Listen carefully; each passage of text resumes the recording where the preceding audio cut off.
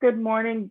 Hello, guys, and good morning. I'm going to show y'all where to get to this week's lessons and what you're supposed to be working on. So, for those that are new to the class this week, this is logged in to the OLS. When you first log in, there might be a different picture here. I just happened to click on announcements where it talks about student clubs. And you can read more about that in the K-12 announcements. Those announcements are not my class's announcements. They are the whole K-12 announcements. Of course, your schedule here, you can see your Class Connect schedule here. There's other places to also see that schedule.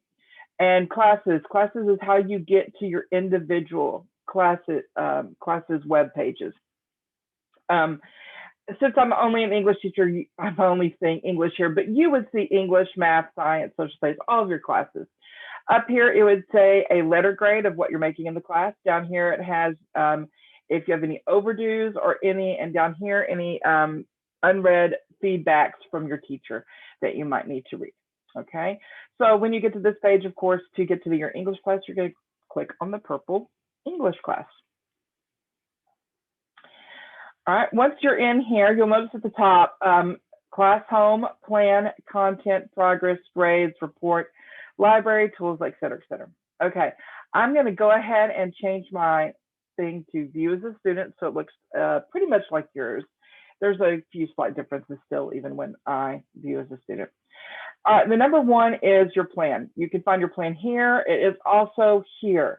I'm going to be real honest with you. This thing pulls not exactly correctly, even though the dates are in right.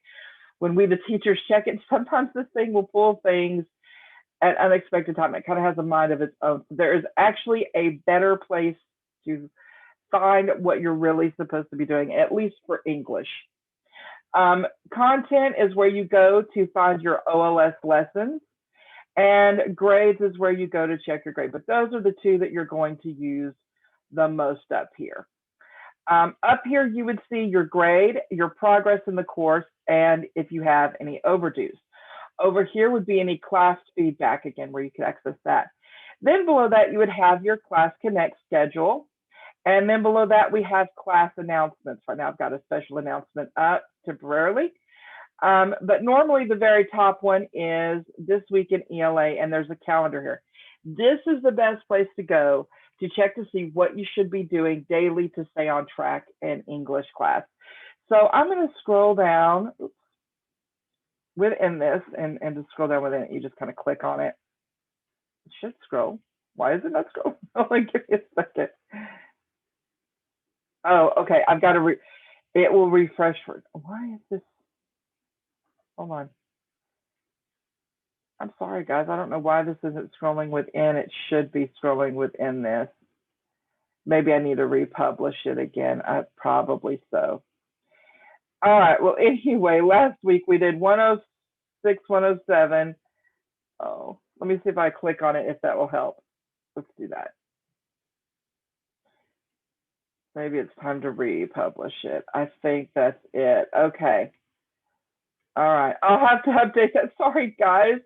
I will just pull it up over here to the side. Give me 1 second.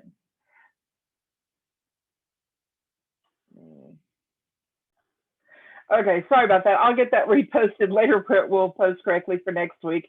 But this is what we're going to be working on. So this week, February 8th, you should be starting lesson 1.09 and finishing that up. We will also be doing in class a writing week. So we're going to be doing various writings.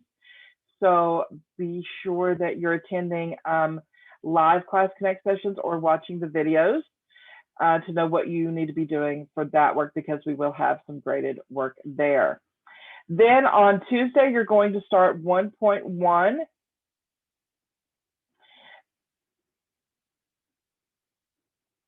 I'm sorry, that should be 1.11. I am sorry, that's a typo. 1.11, and you're going to read Mahatma Gandhi, Truth in Action. And then Wednesday, you're going to start on 110. So you're going to back up a little bit and do 110. And then for Thursday, you're going to jump ahead and do 1.13, write a personal narrative, okay? And we're going to be working on that in class throughout the week, okay? So that's kind of what we're going to be doing in class. You will have one computer graded quiz that's due on Wednesday, which is 110. I'm thinking this has got to be 19 and 110. That typo must have left out the 0. So I'm sorry. You're going to be doing 19 on Monday, and you're going to work on 110 on Tuesday and Wednesday, and take that quiz in your OLS, which is what I'm going to kind of show you how to work on. Here is 110. And then please come to class to see how to do this 113, okay? I'll probably do a recording that gives a brief overview of it, but do come to class where you'll have time to work on it and get ideas and assistance with that. Okay, so I'm going to go back to this page, and let me go back to the main page. Okay, then as you scroll down, and I haven't updated my newsletter, but you will find my newsletter. And within this newsletter, I usually update this every Sunday, and then I'll email out the link. So I go over this week at ELA. I usually have a cute little meme there. I'll tell you what you should have had done already, what we've been working on doing. Of course, if you're brand new, you're not responsible for any stuff prior to where you come in. But just so you have an idea of what we've been working on, you can read that. Present, all right, that's going to talk about the current week. So when I post this or refresh it on Sundays, it's going to be talking about the upcoming week that we're going into. And then I also will give you a kind of brief synopsis of what's coming up the following week. All right, PowerPoint slides. All right, so I have a link here. If you go to that site and that page, it has a link to every one of my PowerPoints, including the current PowerPoint for the upcoming week. I always have that updated by Sunday as well. This week's lessons in the OLS, okay, this is where I do these video recordings, and you'll see this video recording posted here. This is last week's. Last week's will move down to previous week's OLS lessons. All be found here.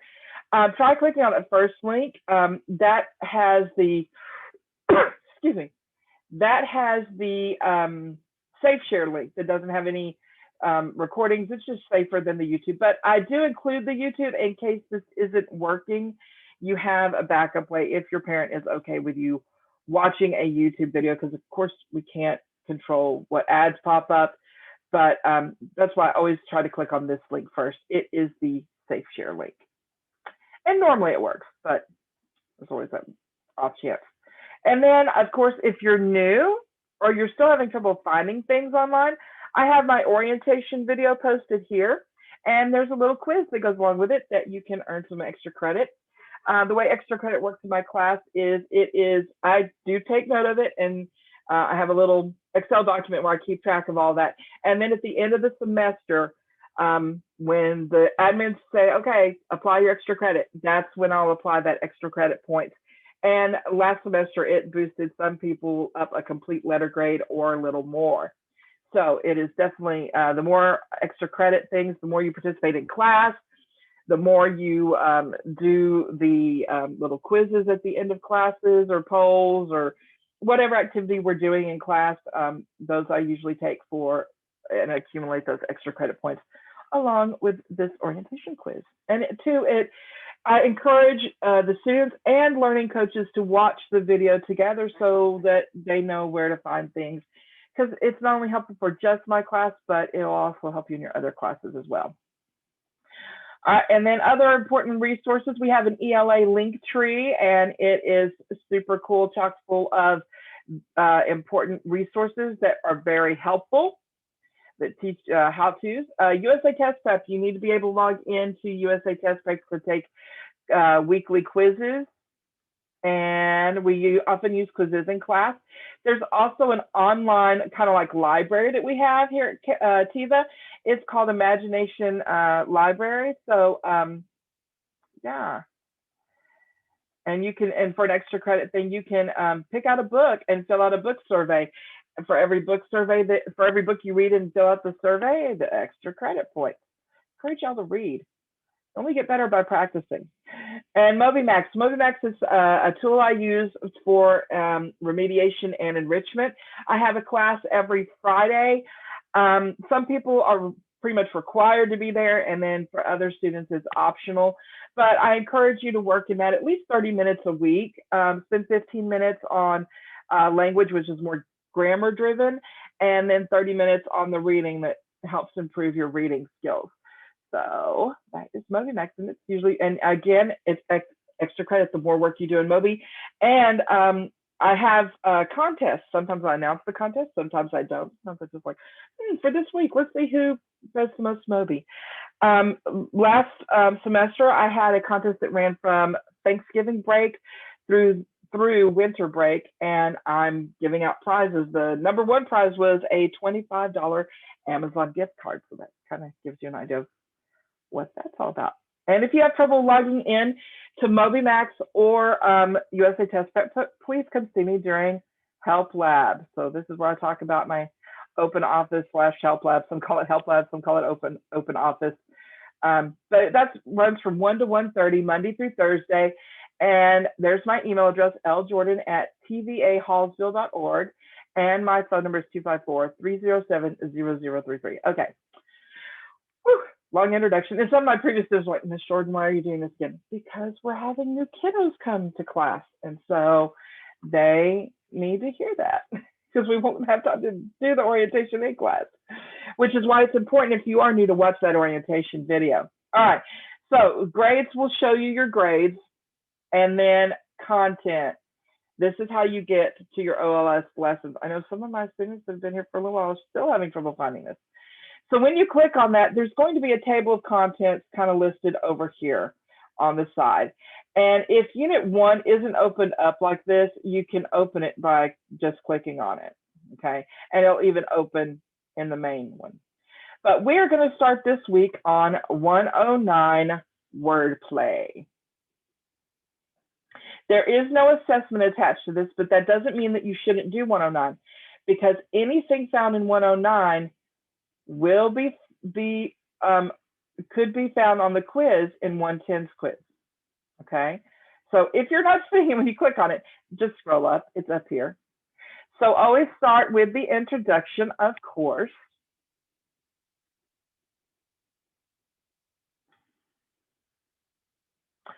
Wordplay introduction. Wordplay 1. Do you ever get certain words mixed up? Are you a good speller? Some people are better at using words and spelling them than others, but almost everyone has a few words that give them trouble, even me to this day. Writing with misused and misspelled words can make it seem like you did not use thought and care in your writing.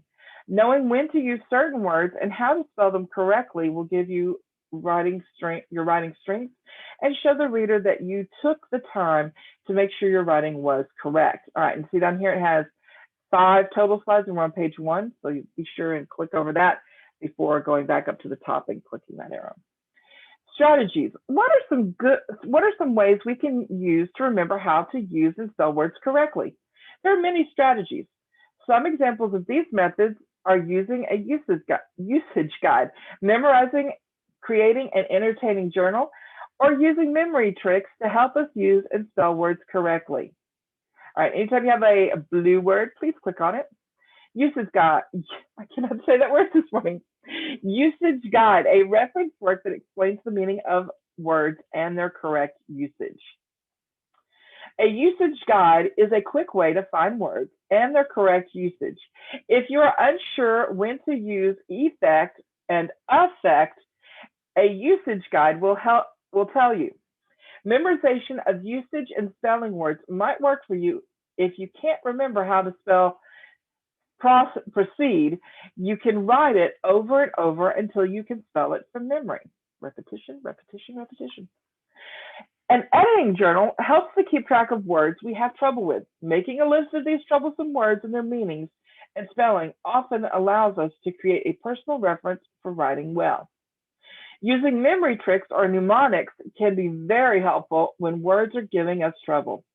If you're trying to remember how to spell where, you might memorize the phrase, "Where's the H?"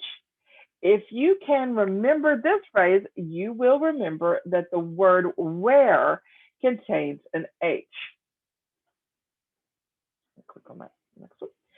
Using the right strategy. There are many tools to use when you have a question about spelling or using words correctly. Most word processing programs have spelling and grammar checkers for us to use. You must be careful when using spell check and grammar check. However, because they do not always catch mistakes in usage and will not tell you if you have used a word incorrectly. There are many resource books you can use to help improve your writing. Dictionaries give the meanings of words, variations on the words, and examples of how to use them. Excuse me. Sorry. Thesauri, which is the plural of thesaurus, provide words that have almost the same meanings to make your writing more interesting. Usage guides tell you when and how to use words correctly. As you continue, you'll practice connecting the correct resources to situations in which they should be used. Page 4. Which resource to use? Spelling scenario, usage resources. Okay. You are writing a short story and need to find another word for. What would we use there? Think about it. You are trying to put the word dive in the past tense. What could you use to help you find that? All right, now we're going to, like here, determine whether you need to modify a noun or a verb. You can't remember whether a word is spelled receive or. You use usage resources for clues on how to use words that sound the same but are spelled differently. Okay. And this one where we're supposed to place the first one, use a thesaurus to look up synonyms and antonyms of specific words. Okay, where was that at? You're writing a story and need to find another word for it. Ooh, let's see if that goes with that. All right, look up the word in a dictionary to view verb tense. All right, where did it talk about verbs? You're trying to put the word dive in the past tense. Could be. You're not sure when to use the words bad and badly. Well, bad is a verb, badly is an adverb. So modified noun or a verb, possibly that one. Look up the word in a dictionary to determine which spelling is proper. Okay, so anytime we're talking about spelling, we're going to be talking about dictionary. You're typing a document and can't remember when to use to, T-O, to, T-O-O, or to, T-W-O. And that's going to be usage. All right, let's check it. All right, we got it. And now we go to page 5. So now at the end of your introduction, you're always going to have your study guide. Always, always, always, always download the study guide because it tells you exactly what you're going to learn and it gives you all the materials you're going to need. Okay, so we're going to have our spelling rules reference sheet. So we need to download that. And it downloads here in the corner and it's going to be a Word document. And we're going to open. And always click this enable editing so that you can type right on the document. There's no need to print out anything for my class, really. I try to make it. Uh-oh, what happened? Okay. This is Jordan. And you can put the date too if you want. Okay, that allows you there to type right on it. And so I would have this pulled up down there, and you're going to see I have a ton of Word documents pulled open. Pay no attention. Also, your assignment. Okay, so it gives you your assignment. Go ahead and download your assignment while you've got the sheet pulled up. Go ahead and download it. And again, click this yellow, this enable editing to get rid of that yellow bar so that you can type right on it. And I would go ahead and just type your name. And the assignment is, oh, let me go back and open up the other one. I should have read over that one with you. I'm sorry. Let me do that right now. Here it is. Okay. There are, can you see that? I hope you can see. I'm going to move that more towards the center of my screen. There are many rules and patterns you can use when deciding how to spell words correctly. There are exceptions to every rule, however. So having your spelling resources handy is always a good idea. Here are some of the most common English spelling rules. You have most likely heard the rhyme, put I before E except after C when the sound is long A, such as neighbor and way. Examples for this rule are the words friend, slay, and receive. This is the one I always have the most trouble with, I'll be honest. Most words ending with the sound E, eed, seed are spelled with C-E-D-E. Examples, precede, recede, and concede. And that's C-E-D-E. There are many rules for plurals. Most words are made plural simply by adding S. To make a plural form of a word ending in S, you would add SH, to make the plural for a word ending in S, SH, CH, X, or Z, you add an ES. Nouns that end in a vowel plus Y are made plural by adding S, J's, plays, days. Nouns that end in a consonant plus Y make plural by adding IES. You change the Y to I and add ES, such as baby becomes babies, analogy becomes analogies. Most nouns that end in O are made plural by adding S, such as tacos, banjos, stereos. Most words that end in F for FE are made plural by adding S, such as roofs, cliffs, sheriffs, giraffes. Some words that end in F or FE are made plural by adding V. They change the F to V and add ES, such as in shelves, knives, lives, and wives. To form plurals of numbers acting as words, use S, 1920s. To form plurals of letters acting as words, use an apostrophe S, A's, B's, all the people with names that start with A's. To form the plural of acronyms, use S, ATMs, ABCs, URLs. When adding a prefix or suffix, do not change the base word re-enter, such as re-enter, misspell, overplay, wonderful. When adding a suffix to a base word that ends in E, drop the E first. For example, education and salvation. So educate, we drop that E and add the A-T-I-O-N. And save becomes salvation. That was really different. Okay. Excuse me. Keep the final E when the suffix begins with a consonant such as in peaceful and hopeless. To add a suffix to most words ending in the vowel and Y, keep the Y, like in obeyed and enjoyable. Sometimes you must double the consonant at the end of a word before adding a suffix, such as in sit. Sit becomes sitting with two T's, S-I-T-T-I-N-G. Bat becomes batter, B-A-T-T-E-R. And red becomes redder, R-E-D-D-E-R. All right. All right, your assignment, reading versus listening, instructions. Write a 3-paragraph response that compares your experience of reading the text independently with your experience of seeing and hearing the speech as it is read aloud. Your comparison should focus specifically on the following questions.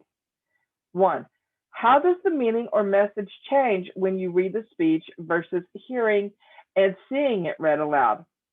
2, Why do you think these changes in meaning or message occur? 3. What format is easier to understand? Explain your answer. All right, and then you're going to download your grading rubric so that you know how you're going to be graded. And you can share these with me. It's technically, I don't believe they're going in the grade book. So, but you can share these with me again for extra credit points. At the very least, please do show your learning coach to make sure that you do know how to write. Enable editing. So click that button to get rid of it. All right, so here's the criteria. I'm going to blow this over here. All right, so we're not ever going to read these lower ones because we're not going for that. In fact, I prefer to only read the first 2 so that I know how I can get my best grade possible. So in exemplary, I'm just going to read the first one because we want 100. So compare and contrast auditory, visual, and written media messages. It says that the student will effectively compare reading the text of speech with seeing and hearing the speech response. It's clearly arranged and organized into paragraphs with clear topic sentences, supporting details, and concluding sentences. Students discuss how the meaning was changed by the media format and describe which was easier to understand, while thoroughly explaining why it was easier to understand. Second criteria. High-scoring students will do the following. Present writing that is free of grammatical or spelling errors. That's what you're shooting for. You don't want to have any. You want to go back, and it's fine to write a rough draft, but then go back in and edit it, okay? And so if you do that, it's a total of 30 points, looks like, yeah. 30 points here, 30 points here, 10 points here, so that's 60, 70 for a total of 70 points. So yeah, that's what you want to get. Okay, that's the rubric. And then you read JFK's speech. If you were with us last week, you read it in lesson 1.06. Well, here it is again. I'm not going to read this again. Well, is it the whole thing? No, he just put page 101. It's just an excerpt of it. Okay, I don't mind reading the excerpt. If you want to read the whole thing, it's found in the 106 recording. I'm sorry. Okay. Reading excerpt from President John F. Kennedy's speech at Rice University, September 12, 1962. William Bradford, speaking in 1630 of the founding of Plymouth Bay Colony, said that all great and honorable actions are accompanied with great difficulties, and both must be enterprised and overcome with answerable courage. If this capsule of history of our progress teaches us anything, it is that man, in his quest for knowledge and progress, is determined and cannot be deterred. The exploration of space will go ahead whether we join in it or not, and it is one of great adventure of all time, and no nation which expects to be the leader of other nations can expect to stay behind in the race for space. Those who came before us made certain that this country rode the first waves of the Industrial Revolutions, the first waves of modern invention, and the first waves of nuclear power. And this generation does not intend to founder in the backwash of the coming age of space. We mean to be a part of it. We mean to lead it. For the eyes of the world now look into space, to the moon and to the planets beyond, and we have vowed that we shall not see it governed by a hostile flag of conquest, but by the banner of freedom and peace. We have vowed that we shall not see the space filled with weapons of mass destruction, but with instruments of knowledge and understanding. Yet the vows of this nation can only be fulfilled if we in this nation are first, and therefore we intend to be the first. In short, our leadership in science and in industry, our hopes for peace and security, our obligations to ourselves as well as others are required to make this effort to solve these mysteries, to solve them for the good of men, and to become the world's leading space-faring nation. Faring nation. We set sail on this new sea because there is new knowledge to be gained and new rights to be won, and they must be won and used for the progress of all people. For space science, like nuclear science and all technology, has no consequence of its own.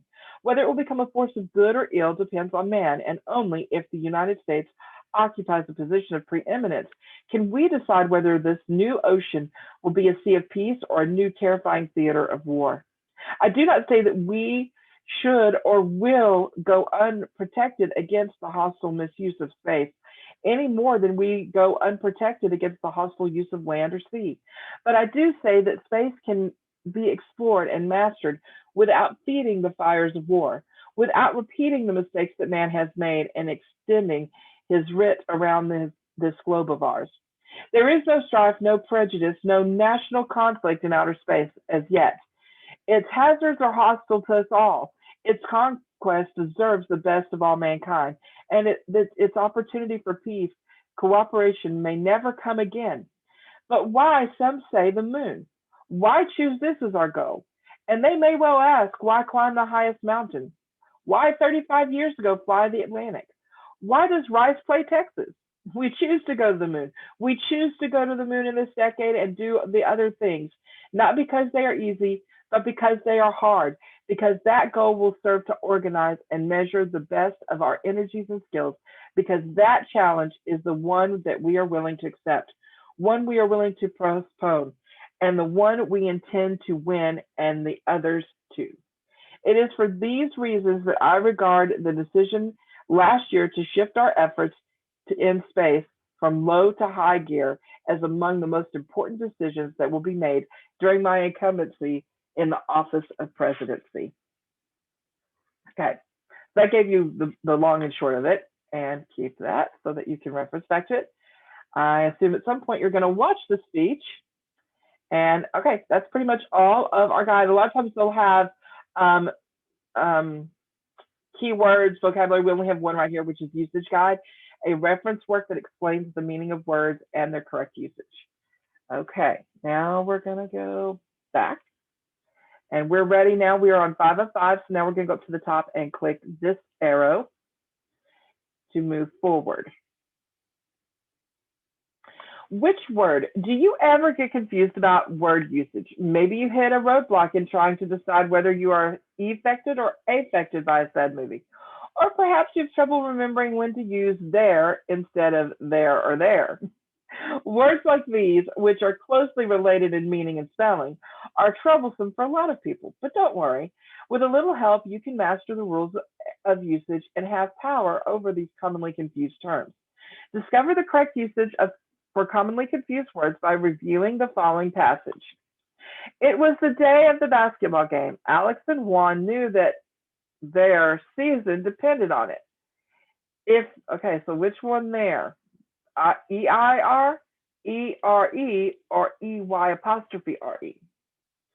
Alex and Juan knew that their season depended on it.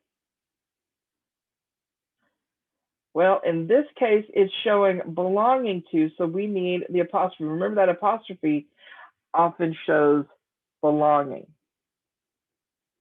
So since the past tense refers to the season belonging to the boys, which indicates possession, the correct word is their.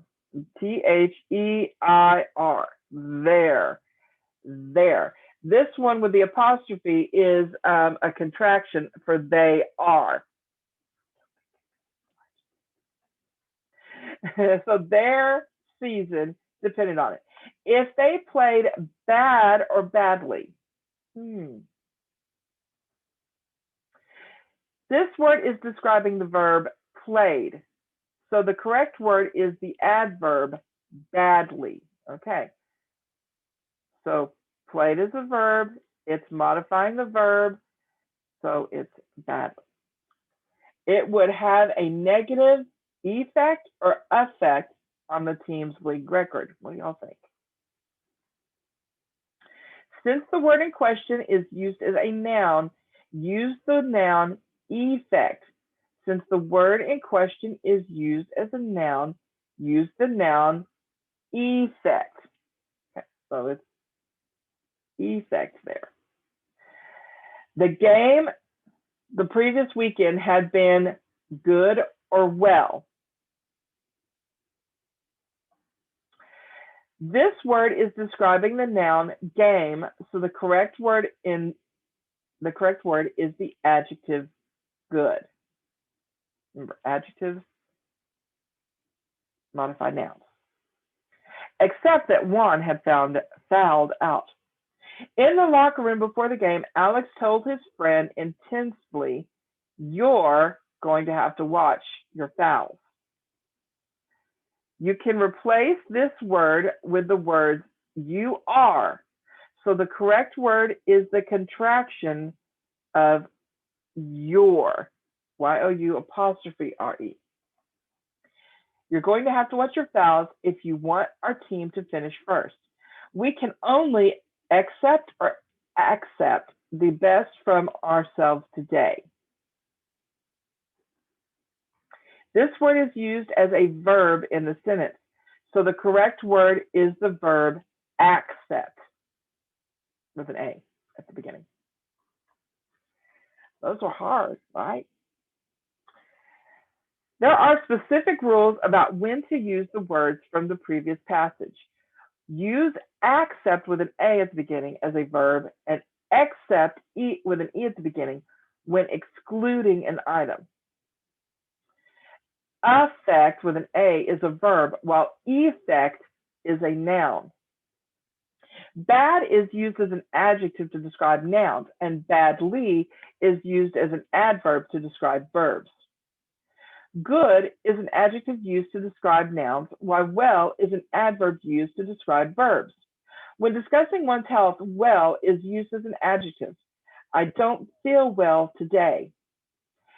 There describes location. There, T-H-E-R-E, describes location. There, T-H-E-I-R, indicates possession or ownership of something. And there, T-H-E-Y apostrophe R-E, is a contraction of the words they and are. Your, Y-O-U-R, is a possessive pronoun, and your, Y-O-U apostrophe R-E, is a contraction of the words you are. There's slide 3. Now you choose the correct word for each sentence. Number 1, I would like to accept or accept this award on behalf of my father. What do you think? Check your answer. This word is used as a verb, so accept with an A is correct.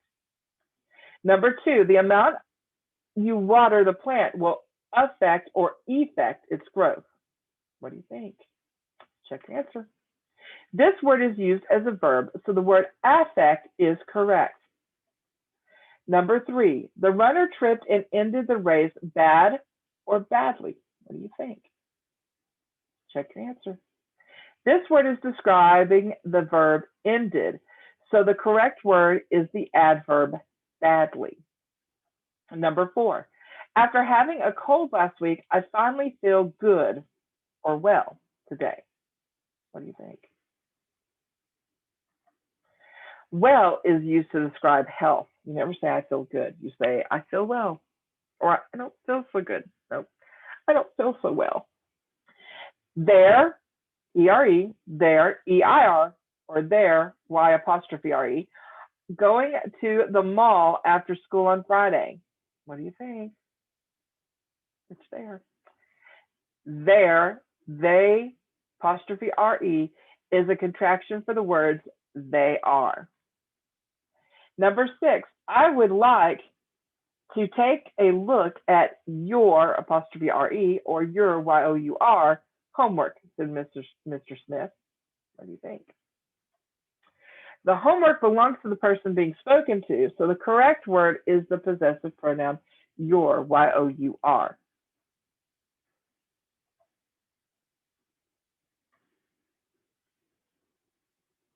Spelling can be difficult for a lot of people. Luckily, there are rules and methods for making spelling easier. Check out what Kayana has to say about her struggles with spelling. I don't know that this will play very well here, so I'm going to go ahead and I'm not going to play this in the video. Watch the video though. and then go to part 2. Now check out if you can identify words spelled correctly and incorrectly. All right, right or wrong? Proceed. Is this correct or incorrect? I may get it wrong, so I guess I'm going to fall. Next. Stereos. Misspell. I'm just going to put them. Oh, that was incorrect. That's what happens when you get it wrong. Reddest. I think that's incorrect. Yeah. Enjoyable. Ooh, I think we need a Y in there somewhere. Oh, no, I was wrong. Change the Y to I. Cafes. Sure, why not? Oh, it was spelled correctly. See, I did that when I'm purpose. I knew it was correct. I'm just having fun making them wrong now. Add an S to the noun ending in FE to make it plural. Receive. Oh, this is the one I always have trouble with. I before E except after C unless the neighboring way, something like that. I think it's correct. Yeah, that was correct. Monkeys. Oh, do we change the Y to I here or do we keep the Y? I think we keep it. Yeah. 1980s. Does it need the apostrophe? I don't think so. Woohoo! Curable. That doesn't look right to me. Nope. Drop that E. Misspell. Oh, it's going to give me another chance. Oh, and I missed it again. Enjoyable. Wait, we need a Y in there, so that's not right. Cafes. That one is right. See, it gave me another chance at it. Misspell. All right. See, it will keep giving you chances until you get them all right. Just wanted to show you how that works. But hopefully you'll get them all right on the first time. All right, and then we go up here. Spelling rules and patterns. There are many rules and patterns that you can use when deciding how to spell words correctly. Most words in English are not phonetic, meaning words in English aren't always spelled the way they sound. To master these words and become a better speller, you can follow general spelling rules for English. The long A sound isn't spelled with an A. In English, this sound is spelled with an EI, like in the sleigh would barely make it through all the new snow. There's one exception to the rule, however. You have most likely heard the rhyme, put an I before E except after C. Whenever you heard a word with I and E side by side, I should always come before E except after C. I received the package on Monday. When a word ends with the sound seed, it is spelled with C-E-D-E. The tide recedes every day at the same time. The rules don't end here. Use the spelling reference sheet as a guide throughout this lesson in future activities. Okay, if we clicked on this, it would download that sheet that we've already got going, which is, where's that spelling rule? Where did it go? Nope, that's not it. Where did it go? There we go. Okay, spelling rules. Yeah, there, it'd pull up this. It'd pull up this spelling reference sheet, okay? I'm just going to move that off to the side so I have it handy to pull through. Okay, we go to page 2. Mastering plurals. There are many spelling rules for plurals. Most words are made plural simply by adding S. If a word ends in S, SH, CH, X, or Z, you add ES to make the word plural. I carried both boxes up the stairs while the dogs played with the kids. Other words are a bit trickier to spell. Good thing there are rules to guide you. Nouns that end in a vowel plus Y are made plural by adding an S. With other nouns that end in consonant plus Y, add IES. The days seem to be longer now that there are 2 babies in the house. Most nouns that end in O are made plural by adding S. Most words that end in F or FE are made plural by adding S. The roofs in the town are covered in snow. During the storm, my mother stayed busy by playing dominoes. Some words that end in FE or F change in their plurals to VES. My father built me bookshelves for Christmas. To form plurals of numbers and symbols acting as words, follow these rules. If adding a plural to a number, add S. If adding a plural to a letter, add S. If adding a plural to an acronym or abbreviation, add S. In the 1920s, there were no such thing as ATMs. I got 3 A's on my last report card. Prefixes and suffixes. When adding a prefix or suffix, don't change the base word. While some things may change, the base word stays relatively the same. It is an easy word to misspell. When you need to add a suffix to a base word that ends in E, drop the E if the suffix begins with a vowel. Keep the E if the suffix begins with a consonant. My education is very important to me, but the situation seems hopeless. To add a suffix to most words ending in a vowel and Y, keep the Y and add the suffix. It was thoroughly enjoyable. Sometimes you need to double the consonant at the end of a word before adding a suffix. I was sitting as still as I could. Let's practice. Identify the errors in spelling in each sentence and the rule that applies to each. 1. I have a lot of friends that are hopeful about earning good grades this term. Friends, when adding a suffix to a base word that ends in E, drop the E first. For example, education and salvation. Keep the final E when the suffix begins with a consonant, such as in peaceful and hopeless. Hopeful. When adding a suffix to a base word that ends in an E, drop the E first. For example, education and salvation. Keep the final E when the suffix begins with a consonant such as peaceful and hopeless.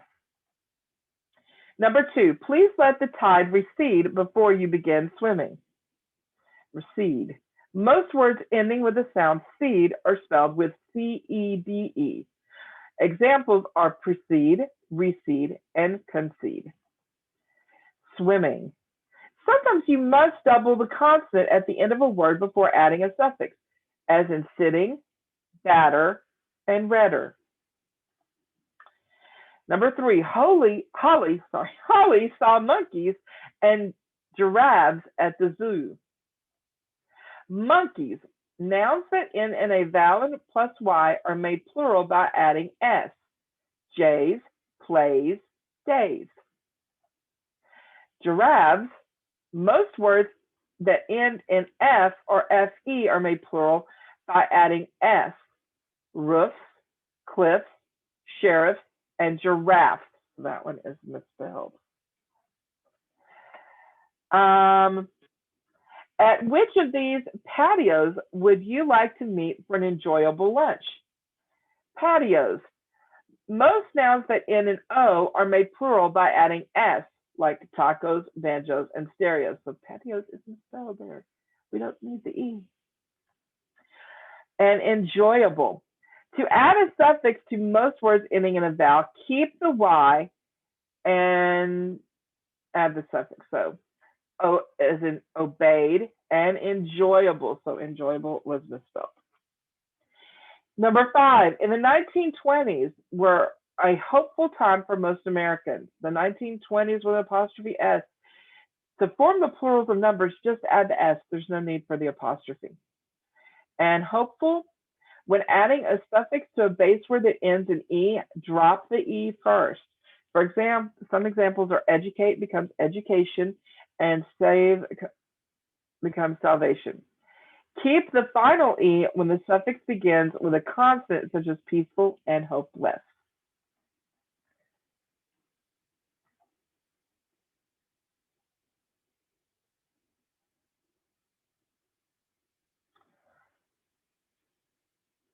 Okay, I need to go back and see how further because I'm running out of recording time. So I may have to make this into part 2. Okay, no, it's the last one, so we'll just do this real quick. Listen and learn. Have you ever listened to a song you thought you understood only to read the lyrics and find out something completely new about it? Although oral texts such as speeches and songs are meant to be heard aloud, reading them can be beneficial as well. After all, it's not uncommon for your eye to catch detail your ears may have missed. Your next assignment will involve comparing and contrasting the John F. Kennedy speech as a text and a video. So I read the text to you. Now you're going to watch the video, and you can also, again, click here to see that text if you lost it somehow. I'm not going to watch it with you, so you're going to watch it. Then you're going to write that, you're going to do the assignment, okay? And you can show that to your learning coach. You can turn it into me via email. And again, if you turn it into me, then that goes towards your extra credit points. And then you can click, once you're done writing and you've turned it in or showed it to your learning coach, you can click on done. And that is 1.09. Thank you for joining me today, and I will see you in class. Be sure and email me or come to Help Lab if you have any questions. Y'all have a great day. Bye.